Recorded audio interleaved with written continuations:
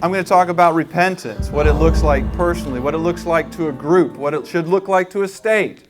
And then the last thing I want to do is bring it down to Oklahoma and try and very particularly and clearly show you where the fight is, so that we're not running around fighting a battle that doesn't need to be fought. So let's see if we can do that in 10 minutes. I'll use myself and my own story as the context or the catalyst to share with you. Let's go back about 12 years. I grew up an Army brat, where if you're early, you're on time, and if you're on time, you're late. So I'm also the oldest child in my family, so I'm naturally in my DNA very conscientious. I care about doing what's right, care about making a difference. I've always looked for ways to do that. So that means I'm studying, I'm reading, I'm paying attention. I want to know how to vote. I want to know what I'm supposed to do the right thing, to be a good Christian and a good citizen. And I've done that all my life. But 12 years ago, I realized I wasn't doing enough, that everything was going down the toilet, the depravity was creeping in, our freedoms were being lost, and I thought, where do I go and what do I do to do more than what I've been doing? Showing up at the voting place and trying to vote the right way. How do I do more than stand out with my parents as a 12-year-old for a 2-mile life chain, holding up a sign that says God loves babies or whatever?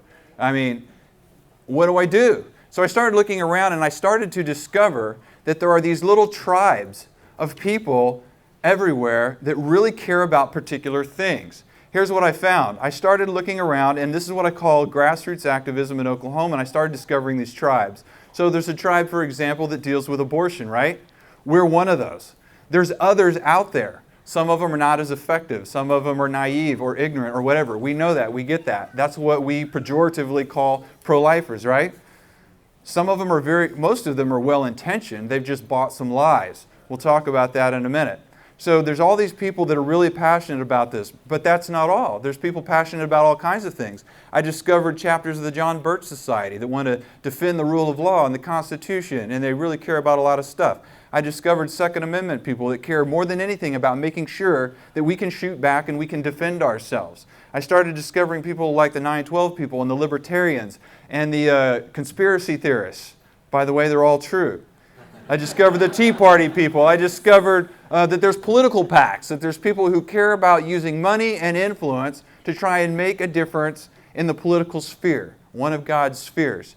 And then there's people who care about education and parental rights and things like that. We don't want the government telling us what we have to inject into our children and how we have to train them and treat them and all this stuff. God's entrusted them to us, not the government.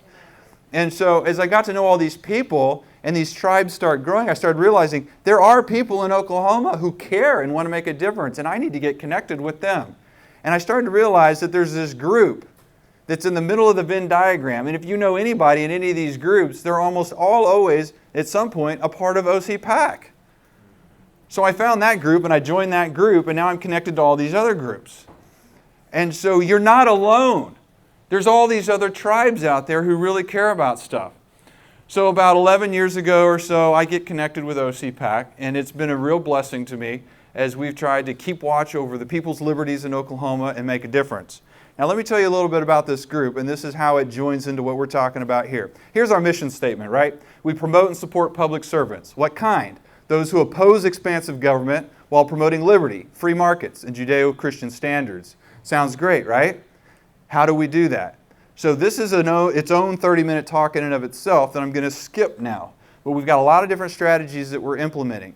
Things like finding good candidates, then we support them, promote them, help them get elected. We educate the state on principles of good government with our updates and other things.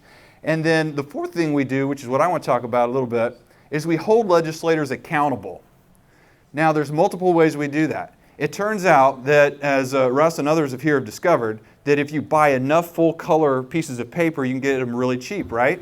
Same thing works with phone calls. Did you know that? We will actually send robocalls into a district when these guys screw up really badly and violate your rights and take your freedom away with legislation, and we will tell everyone in their district, guess how your guy voted? And then we try and find and recruit a candidate to replace him. And so we try and make the Capitol a better place for all the rest of us. One of the ways we hold legislators accountable is with what we call the Conservative Index. This index has been around for 37 years. In Oklahoma, it is revered and feared by legislators because it gets printed, it gets talked about, and it becomes campaign material both for them and against them. So it's important. Our organization is the organization that puts that together. We select the pieces of legislation that will be used to grade the legislators here in Oklahoma. And so I joined again this organization over 10 years ago. And I'm just going along doing what everyone does, right? Every year we pick the bills, we vote on the bills, they become part of the index.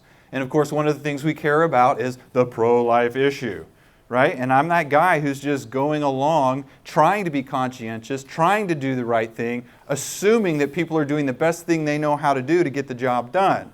And so some of the bills that we've been poo-pooing on in here in detail have actually been on our conservative index, right? So I'm just going to give you a couple of quick examples, and I'm going to make this real for us because I'm going to show you what they're pushing this year that we have to watch out for. Quick history lesson, back in 2014, this is actually in the materials that Russell printed up and has talked about, but we had this bill 1848.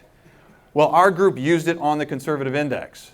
I can't remember 2 years ago. I have children, I don't sleep a lot, I can't remember last week what I voted for. But I probably voted to put this bill on the index, okay? This is the one that said you got to have admitting rights within 30 miles of the hospital if you're going to be an abortion clinic. That's like saying you can rape women as long as you're close to a hospital and you have authorization, right? Makes no sense morally. These things go deeper than what the bill says.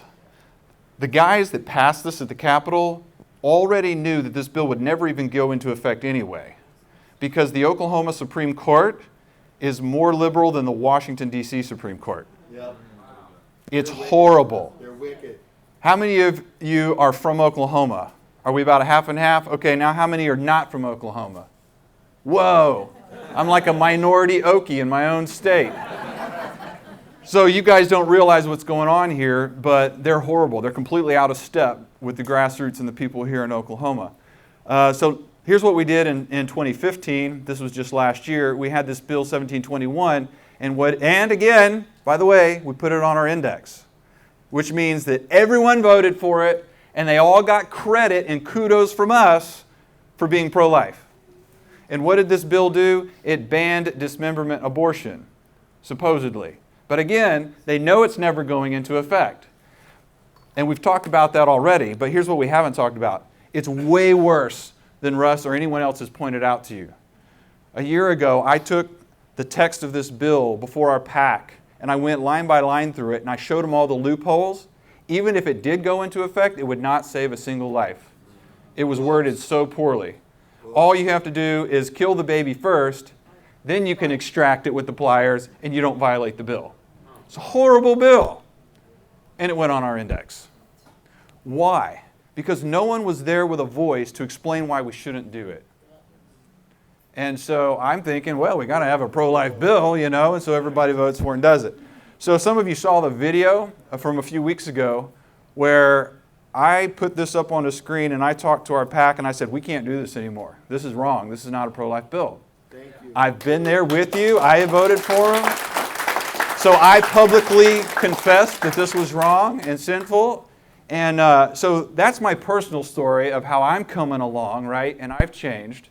And so, but because I have influence with this PAC, they're all on board with me. And we're not going to fall for that anymore either. So the whole tribe is going to convert, if you will, right?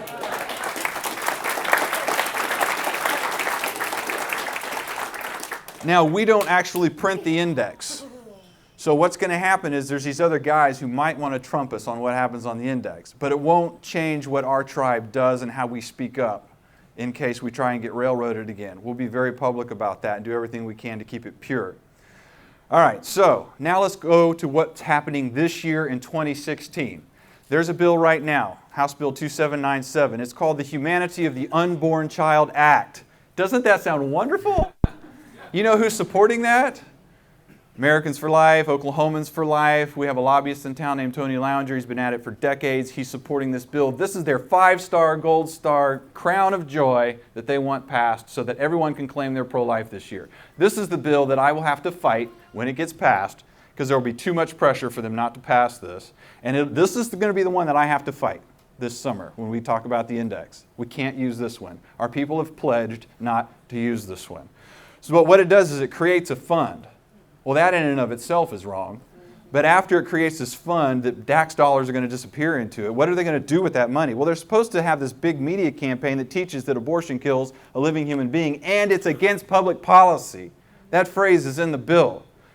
So you've got the right hand of government saying, go and kill your babies, and now you have the left hand of government saying, well, we don't want you to do that, it's not really our policy, it's not a good thing. So the government's trying to have it both ways, warring with itself and using our money to do it. That's what's happening. That's not a pro-life bill either, and that's what they're pushing this year. So there's a couple of other bills that I'm not going to talk about that are way better than this one. But now I want to try to spell out what the conflicts are here in Oklahoma, the real battles, so that we're not fighting where we don't need to fight. Obviously, we're very familiar with the moral and tactical problems of what's happening here, so I don't need to expound this very much. But we all know that accepting incrementalism is like condoning murder in every other case. So it's an end justifies the means argument, which doesn't work. What happens tactically really is bills get tied up in the court and nothing ever changes. It really doesn't matter what bill they pass, it's all going to die in the court because of the Oklahoma Supreme Court. It doesn't matter. We've had appellate courts underneath the Supreme Court say, yes, a measure can go forward. We've had some say, no, it can't go forward. All irrelevant. It gets to our Supreme Court and it dies. So that's the bottom line. Legislators have believed the lie and they follow the rigged rules of an evil game. John did a great job of talking about that, so I don't need to expound it.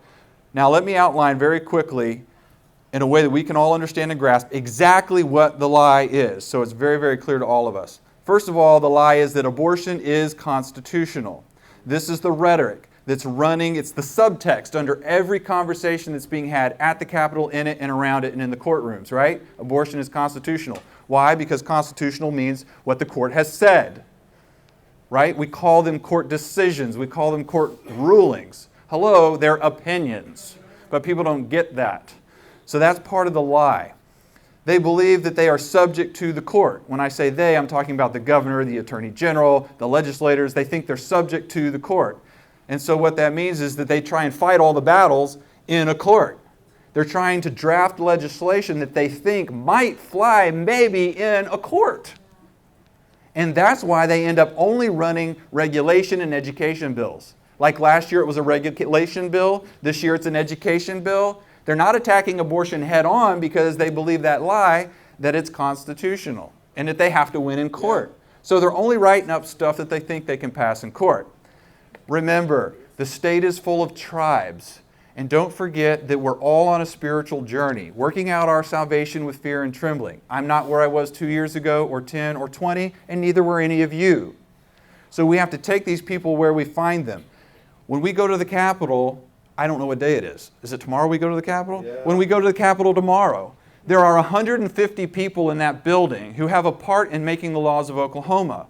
Each individual on those different floors in that Capitol are on different spiritual journeys. Some of them get it, and some of them are way years behind where we used to be, where I used to be, right? So when we lobby tomorrow, you've got important things to do. Try to open their eyes to this lie and so forth so that they'll do what they're supposed to do. Like Matt said, that kind of approach leaves us with the nibblings. It's garbage. It's food for dogs. We think we're getting something substantive that we can live on, but it's not. It's just trash. It's the nibblings. And so you've got this cozy arrangement that works out really well for everybody. It's so cozy. So who are these characters? Well, you've got your pro-life lobbyists over here. That's Oklahomans for Life, Americans for Life, Students for Life of America, right? And they're running these bills that are purely educational, purely regulatory, and they're doing it to make who happy? Grandma, who's the GOP establishment. That's all these guys down at the Capitol who put forward the legislation, sign it, pat themselves on the back and say, look how pro-life we are. And that's all the discussions we've had the last 2 days, right? And so very cozy. We got to break that up. We have to teach them the truth. When you lobby, why are you in their lobby? Why do you want to talk to them? You want to open their eyes to the truth, and then you want to specifically say, this is the bill that we need. And you point them to one that's already out there that's good, or one they need to write next time they have a chance. That's your mission when you lobby. So what is the truth? The truth is that abortion is unconstitutional. It violates due process of law. It kills innocent human beings. It violates the 9th and 10th Amendment. Civil criminal law is the purview of the states. when the states came together to create a general federal government, they said you can do 3 things. You can take care of the mail, just deliver the mail, coin the money, and we need a military to defend us from France and Spain and England. That's it. Everything else stays with the states. That includes criminal law. So what they did was completely unconstitutional with Roe v. Wade. It's not constitutional, it's unconstitutional. Constitutional doesn't mean opinions, it means what's lawful. As long as the law that we've written by contract and all agree on conforms with God's law, then that's the law, not opinions. So it's got to be constitutional. Officials are not subject to court opinions, but to we the people and to God. The fight then should take place not in the courtroom, but outside of the courtroom against the court, because they're the problem. Yep. That's who we have to fight. If you go into the court to fight the court, they win. You just went into the bully's backyard and he has his gun and his dog and he's going to blow you away. You got to stay outside of the court and fight against the court. So what does that look like? Ultimately, officials must defy the court and insist on abolition as the only legal and moral option. Yep. The key word there is defy. You're not defying them if you go in their court and submit to them. It will take the legislature and the governor doing exactly what Wisconsin did back in 1850, whatever it was, 4, right? Yep. They have to say, thanks for your opinion. But we passed a law that is legal and moral, and now we're sending the sheriff down to arrest the guy who just illegally, immorally killed innocent babies. That's what will have to happen, folks. There is no other answer. That's right. So this is the battle. It's everyone else against the court. So what options do we have? Well, let's spell some of those out. Wrapping it up, we've been naive and guilty. We've been naive by believing. I say we, meaning all the tribes together, not just this one. We've come a long way. But we've been naive and guilty. And that's the exact opposite of what Jesus said when he said you should be shrewd as snakes and innocent as doves.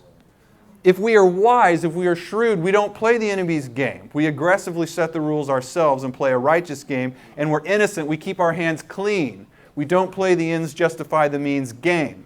So no more playing the enemy's game. And what we finally need to do is hasten the real conflict that has to happen. And that's against the court. Yep. Bring it on. Bring it now, not tomorrow. Every year we delay, more babies die. So how do we hasten the conflict? There's 2 places we have to fight. First of all, there has to be a catalyst or a mechanism to bring the fight. That's an initiative petition that puts something on the ballot for us to vote on. It's a bill out of the legislature. Some mechanism that says it's wrong to kill little innocent human beings. Whatever that mechanism is. The easiest thing to do is to find a legislator who will just straight write it up. From now on, it's criminal, it's homicide to do an abortion. Boom, 2 paragraphs, done. It passes committee, passes the House, passes the Senate, governor signs it. There's your mechanism. Simple. Way easier than collecting petitions and putting something on the ballot so that everyone gets to vote whether or not we're going to allow murder. Why would we do that? Make them pass the law. So that's one mechanism. That's the one I'm going to be fighting for. But we should be firing all the ammunition we got so that we have a mechanism to bring the fight. Then we have to defy the court. Yep.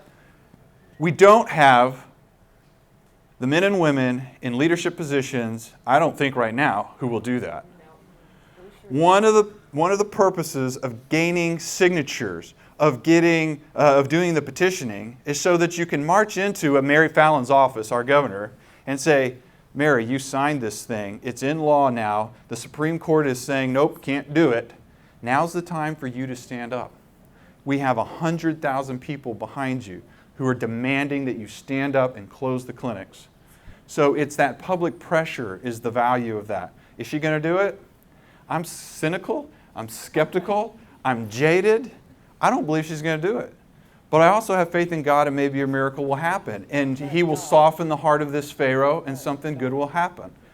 So, but what this means is, guys, is that Russ and Toby and Josh and me, we live here.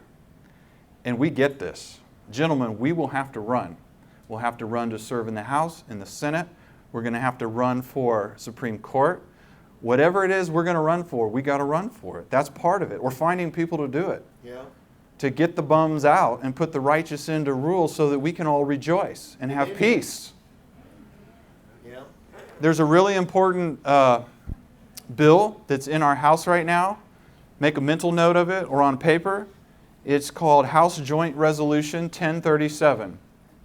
We're going to the Capitol tomorrow. You need to have something specific and relevant to talk about when you talk to these guys. 1037 would take and make our Supreme Court justices in Oklahoma subject to election every 6 years, just like the governor. A competitive election. If you think he's a bum, you raise some money and you run against him and you throw the bum out. Right now, our justices are accountable to no one. They reign from on high, doing whatever they want to do because they know they will always have a job. And we want to change that. And forces are powerfully at work in our Capitol to make sure this bill dies. And it will be voted on this week.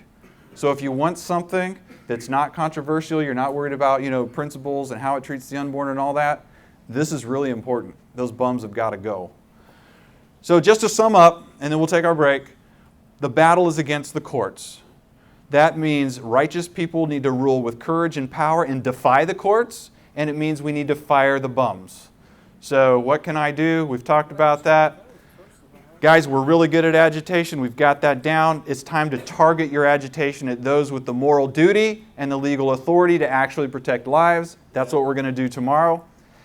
It's the legislators, the governor, and the Supreme Court judges. And then, as we go about all the time, we need to scrutinize, educate, and cajole officials to exercise their legal and moral duty. And that's kind of what I've been doing at OCPAC and hope to keep doing a better job. Guys, we are AA to the officials.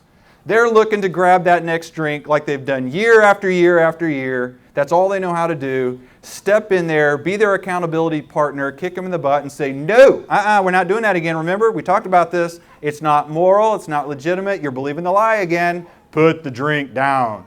As Nicolas Cage said in Con Air, put the bunny down. We're the remnant, and we're not alone. There's all these tribes, and we're the remnant.